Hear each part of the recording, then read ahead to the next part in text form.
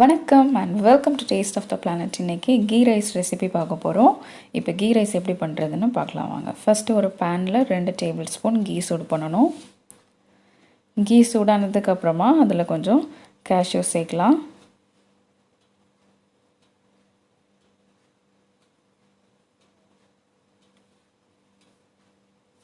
இந்த முந்திரி பருப்பு லைட்டாக வறுத்ததுக்கப்புறம் இதில் நம்ம ரைசின் சேர்க்கணும். இப்போ இந்த ரெண்டையுமே சேர்த்து நம்ம ரோஸ்ட் பண்ணிடலாம்.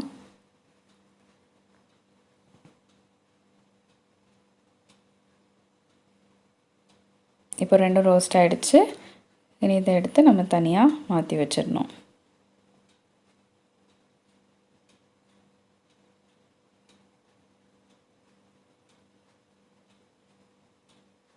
இப்போ அந்த கீயில் 2 பே லீஃப் சேர்க்குறேன். அப்புறம் கொஞ்சம் பட்டை,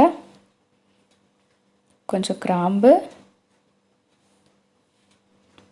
அப்புறம் ஒரு ஸ்டார் அனீஸ், கூடவே 2 ஏலக்காய். இப்போது பாதி வெங்காயம் நம்ம கட் பண்ணி வச்சதை சேர்க்கணும்.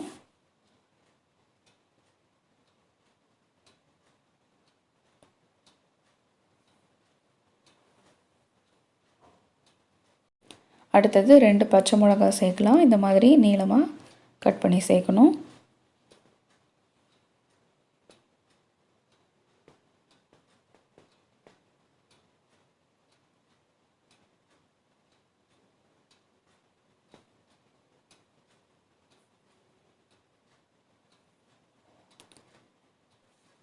இப்போது வெங்காயம் வதங்கியாச்சு.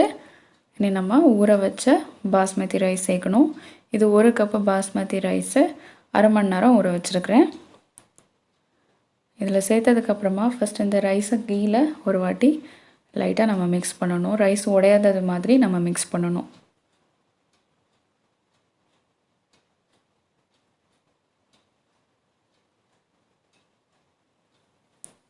இப்போ 1 கப்பு ரைஸ் நம்ம குக் பண்ணுறதுக்கு 2 கப்பு தண்ணி சேர்த்தாச்சு. இப்போ இந்த டிஷ்ஷுக்கு தேவையான அளவு உப்பு அதுவும் சேர்த்தாச்சு. இனி இதெல்லாம் ஒரு வாட்டி நல்லா மிக்ஸ் பண்ணதுக்கப்புறம் ஒரு லிட் வச்சு க்ளோஸ் பண்ணி நம்ம குக் பண்ணலாம்.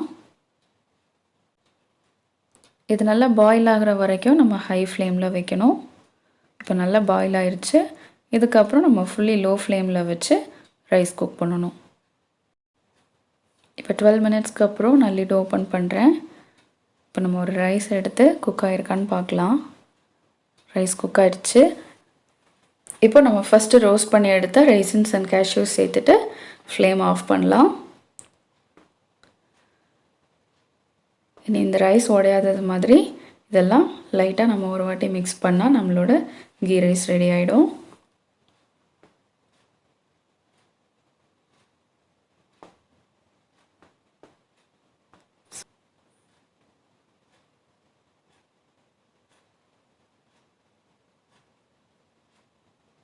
அவ்வளோதான். இப்போ நம்மளோட கீ ரைஸ் சர்வ் பண்ணுறதுக்கு ரெடி ஆகிடுச்சு.